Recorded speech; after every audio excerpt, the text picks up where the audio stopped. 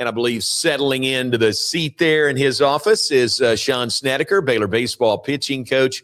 There he is. Pleased to have him with us on this Monday morning. Sned, thanks for being with us. Long weekend for you guys with that weather on Saturday. Long day yesterday. So really appreciate your time this morning. No, it's always a pleasure to join you, J-Mo. And, it's I always wish this on after a better weekend.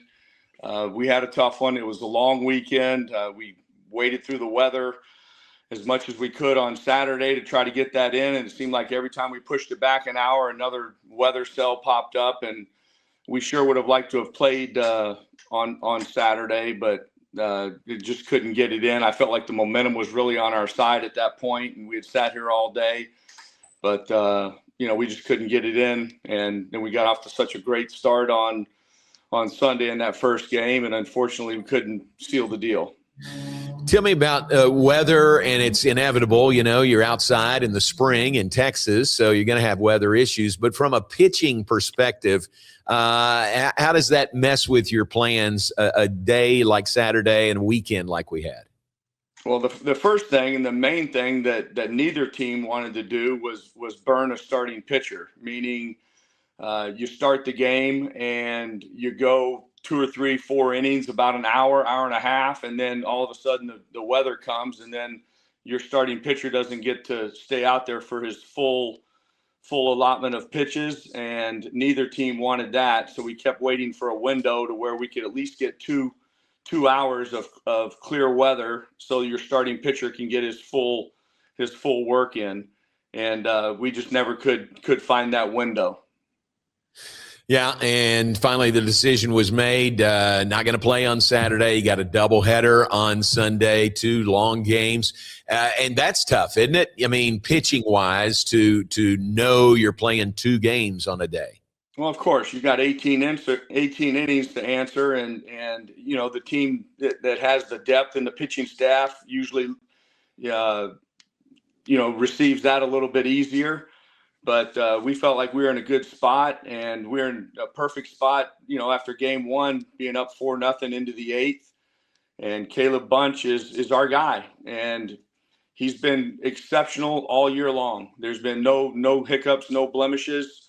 He's been incredibly consistent, and we felt good about him taking the ball in the 8th and taking us home. But he pitched 2 innings on Friday, and I don't know if he was, a little bit tired, a little bit fatigued, but he's done that before, and he just wasn't his normal self. But you want to give him the opportunity to close that game 100 times out of 100, and unfortunately, nobody's invincible, and it really was a tough one to swallow. But he's our guy. He's been our guy.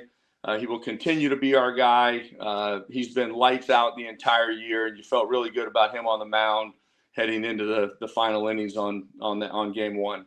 Yeah, you just said what I thought you'd say earlier. I said you got the guy you want on the mound. You got the lead. You got Caleb Bunch out there, and it just didn't happen in that game. And that followed a great start, right, from Zach Wallace in that game. Yeah, Wally was really good. We went, so good into 7 shutout innings from Wallace, and that's all you could ask for. And so it was really encouraging to see how he took the ball against a very good TCU lineup. So I feel really good about him going forward. The beauty of this, as disappointing as that was for us, and nobody's more disappointed than our staff and our team and our players. That was really tough because we felt like we had a really good opportunity to make some headway in our conference standings. But the beauty of this, J-Mo, is that we've got everything that we want in front of us. We still have a good team. We're still in a good place. We just have to be able to flush that and drop it and not carry that into this weekend with ASU. That's going to be a good weekend against a really good team. So we still have everything that we want out in front of us. We just got to drop it and play better and play well, and we still can get where we want to go. I got you. That's a great approach moving forward. Sean Snedeker with us, Baylor Baseball pitching coach. Let's go back to Friday. How about the crowd? How about the atmosphere at Magnolia Field at Baylor Ballpark on Friday? I really wish that there was a way for me to go out in front of everybody on a loudspeaker across the city and say, hey, thank you very much for the support. That was a phenomenal environment. Our players, our dugout feeds on that. And I can't stress to the public, to the fans enough to stay with us, to continue to support us, to show up at the ballpark. I wasn't here in quote unquote the glory days, but I know Coach Thompson, Coach Dillon, Coach Blair talk about it all the time, about the crowd support and the ballpark being filled and the excitement every game. And it really, really matters. So if I can continue to encourage the fans to show up, because we feed off that. And that's what creates the home field advantage. And quite often it really matters, and it weighs into the outcome. So I want to just thank the public, thank the fans for being out there on Friday night. And I encourage everybody to continue to come out and support us down the stretch. Yeah, it was terrific. It really was. And hope that does continue because it makes a difference. I mean, you said it. It makes a difference in that home dugout, doesn't it, when you got a crowd like that and that kind of atmosphere? It sure does, because then we're not having to manufacture the energy. A lot of times you go on the road and it's dead, and we're trying to manufacture the energy within the dugout. We're trying to stay engaged. But when the fans are active and the big moments in the game come up, or the big strikeout or the big hit or the big home run or the big defensive play, it really lifts the entire dugout, lifts the entire team, and you feel the support and you feel the energy from the fans behind you. Sned, this week, let's look ahead, going to Huntsville to play Sam Houston coming up tomorrow night. Then you mentioned that series in Tempe against Arizona State. No rest for the weary. You got to keep plowing forward, don't you? That's the crazy thing about baseball, and we say it all the time. When you get a big win like we had on Friday night, sometimes you wish it was like football, where you had 6 days to enjoy it and revel in the win and feel good about yourself. But man, Coach Thompson talks all the time about you got to turn the page.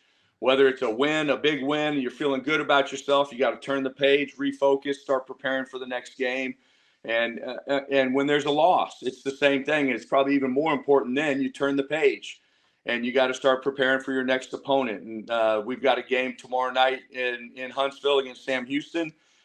Looks like, JMO, the weather's going to be an issue again, so we'll have to fight through that and figure out a way to get that one in. But one thing for sure, usually in Tempe and Arizona, the weather does not become an issue, so we should be able to get those games in. But that's a huge series for us. They're one of the better teams in the conference, and we've shown ourselves that we can beat anybody on any given day. So we just got to play complimentary baseball like we did on Friday night, and most of game one on Saturday, and we should be fine and be very, very competitive, and hopefully we'll come out there with a series win. Amen to that. All right. One final thought going to Tempe this weekend. Remind folks that the Big 12 tournament is that direction out in Surprise, Arizona this year. That's a first, but you're kind of getting a preview, aren't you, going to Tempe this weekend? Certainly you get an idea of what it's like. You'll certainly get accustomed to the dry weather, the heat. And one thing from a pitching standpoint, even an offensive standpoint, the ball plays different when you get in that type of climate. The breaking balls typically aren't as sharp. The ball carries further, but that's a good precursor to what we could face in our conference tournament.